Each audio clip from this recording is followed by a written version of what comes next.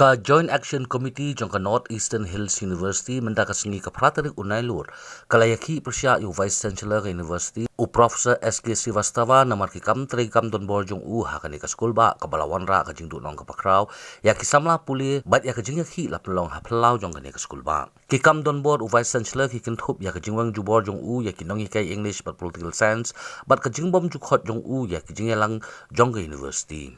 Pila yo ihi kan nong rim kini ki placards ki babon kan ni away ngan kran yo ki kalong kani ki jingweng klem reason ya ki I head jong English department but I head jong political science department hakum kani ka por ule kum kini ki kam ki bale don bor ki no hikai aba ki no hikai ki trei la ka jong kam kani ka day but ki online classes on home u kena by head jong English department I can comply with the instructions of the Vice Chancellor.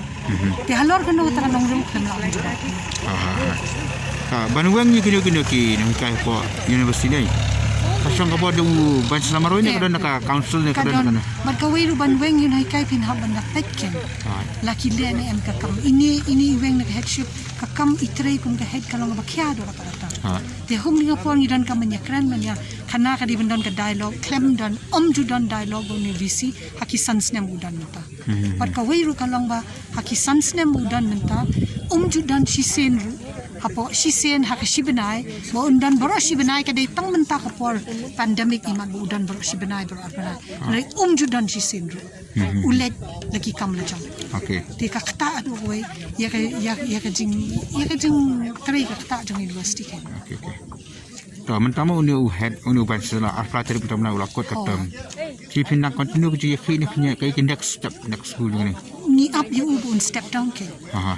Te ni le da ka baya da ka bajai da bana komentar ki.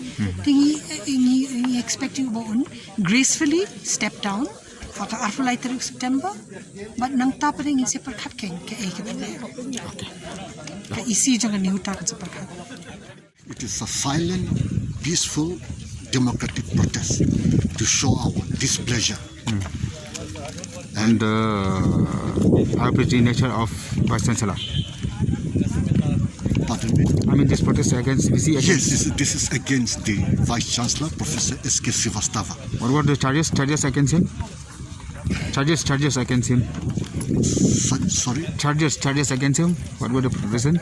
The reasons are our university is not following any important rule, like important annual account are not approved and annual budgets are not approved, and he is spending. And the most important meeting of the university, that is a call.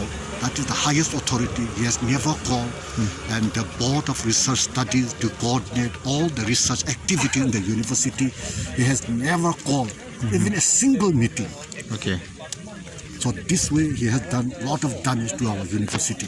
Okay. And it is a great loss for the people of Meghalaya also, because majority of the students are from Meghalaya. We have 3 recognized statutory bodies, that is Nehu Teachers Association, Non-Teaching Staff Association, and Nehu Students Union.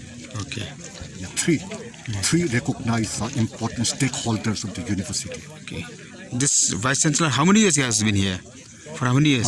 The term is 5 years, and his 5 years term will be over by 23rd of this month. Yes.